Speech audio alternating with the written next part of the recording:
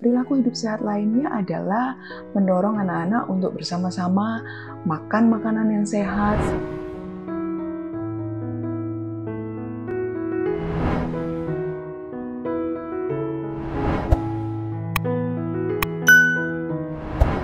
Bagaimana menjelaskan tentang wabah COVID-19 kepada putra-putri kita? Yang pertama, mulailah dengan fakta yang aktual. Fakta aktual meliputi apa itu COVID-19, bagaimana bisa menular, bagaimana juga cara mencegah penularan, dan bagaimana cara mengobati atau mengatasi jika sudah tertular. Keseluruhan fakta ini perlu ayah bunda dapatkan dari sumber yang terpercaya, yang akurat, dan tentunya yang terkini. Di dalam mengawali pembicaraan dengan putra-putri kita, hendaknya Anda memulai dengan bertanya lebih dahulu apa yang sudah mereka ketahui tentang wabah COVID-19. Ini akan menjadi cara yang baik untuk Anda juga mengetahui apakah ada pemahaman-pemahaman yang keliru atau kurang tepat yang sudah ada di dalam pikiran atau benak putra-putri Anda.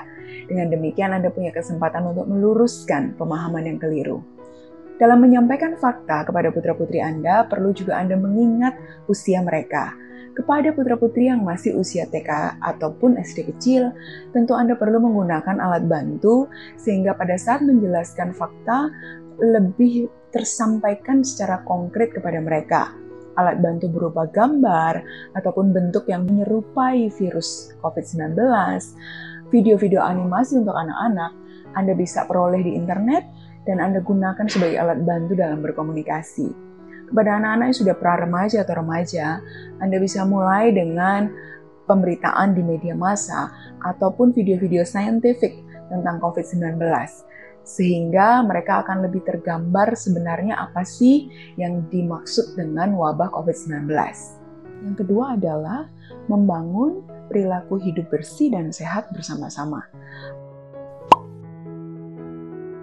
Mengkomunikasikan tentang COVID-19 tidak selalu dengan kata-kata, tapi teladan perilaku hidup sehat, seperti rajin mencuci tangan, menggunakan masker ketika berpergian, menjaga jarak satu sama lain, menutupi ketika bersin dan batuk, akan jauh lebih efektif ketika dilakukan oleh semua anggota keluarga bersama-sama.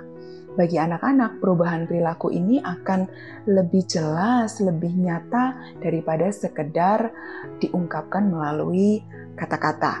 Perilaku hidup sehat lainnya adalah mendorong anak-anak untuk bersama-sama makan makanan yang sehat, sayur-sayuran, buah-buahan yang bergizi, kemudian juga secara rutin berolahraga bersama keluarga, beraktivitas gerak tubuh, lalu juga tidur dengan jumlah jam tidur yang cukup, tidak begadang meskipun besoknya bekerja di rumah, jadi tetap rutin bangun pagi dan tidur malam hari di waktu yang semestinya.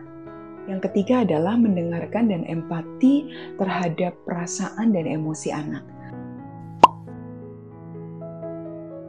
Wabah COVID-19 membawa banyak perubahan drastis.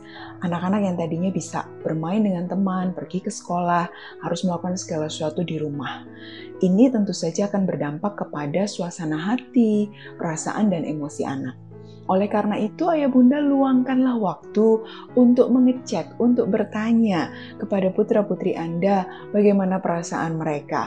Apakah ada rasa jenuh, apakah ada rasa cemas, atau bosan, atau mungkin lelah, atau bahkan rasa takut, atau juga mungkin rasa duka karena misalnya mendengar ada yang meninggal karena wabah COVID-19 ini. Ayah bunda, Anda juga boleh kok untuk menceritakan kepada putra-putri Anda apa yang Anda rasakan, supaya pembicaraan-pembicaraan tentang perasaan ini juga mewarnai keseharian di saat kita sedang ada di dalam wabah ini. Dengan demikian, anak-anak juga mengerti bahwa perubahan perasaan dan suasana hati adalah sesuatu yang wajar, dan Anda sebagai orang tua membantu mereka untuk mencari solusi, bagaimana mengatasi rasa bosan, bagaimana mengatasi rasa cemas, atau bagaimana mengatasi rasa duka.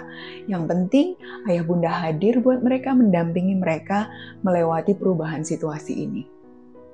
Ayah bunda jangan lupa merawat diri sendiri supaya mental Anda juga tetap sehat, Anda tetap bisa kuat di dalam melewati masa-masa sulit ini.